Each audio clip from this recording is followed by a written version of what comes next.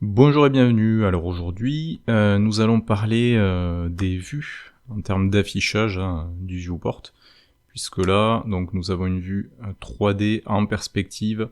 Alors on avait vu qu'on pouvait passer via ce bouton ici à droite en vue orthogonale, sans perspective.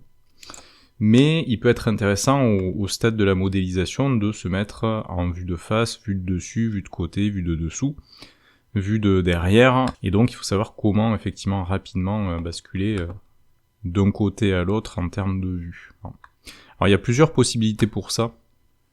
La première, c'est de passer par le menu vue, puis point de vue.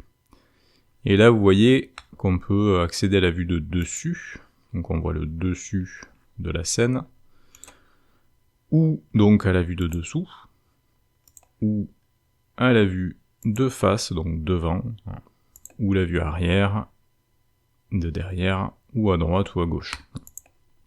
Alors autrement, vous avez également, ils vous sont mentionnés d'ailleurs, des raccourcis clavier, mais à ce stade, il faut avoir un clavier avec un pavé numérique. Donc on vous indique que la vue de dessus, l'équivalent c'est la touche 7 du clavier numérique. De dessous, c'est maintien dans la touche contrôle et touche 7 du pavé numérique. Touche 1 pour la vue de devant, contrôle 1 pour la vue de derrière, 3 pour la vue de droite et contrôle 3 pour la vue de gauche. Donc effectivement, 7, je suis en vue de dessus, contrôle 7 en vue de dessous, 1 en vue de face, 3 en vue de droite, etc. etc.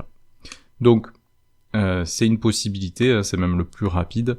Vous pouvez autrement, quand vous êtes par exemple ici sur cette vue-là, maintenir la touche Alt enfoncée, et en maintenant la touche Alt, vous allez maintenir le troisième clic, c'est-à-dire le clic molette de la souris. Donc Alt, vous maintenez le clic molette, et en bougeant la souris, vous voyez que ça vous ancre automatiquement vers une vue. Et si vous glissez vers le haut, vous voyez que ça fait le tour de l'objet au niveau vertical, et même chose au niveau horizontal, donc à expérimenter.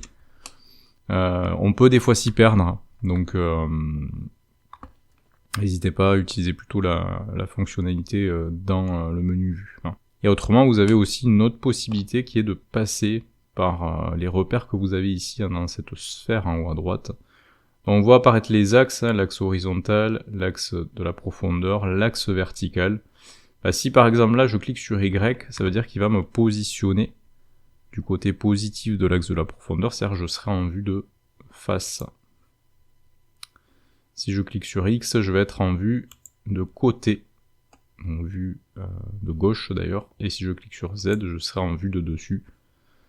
Donc voilà un peu le principe là, les éléments sont cliquables en fait, de cet élément, qui est du coup un élément de navigation.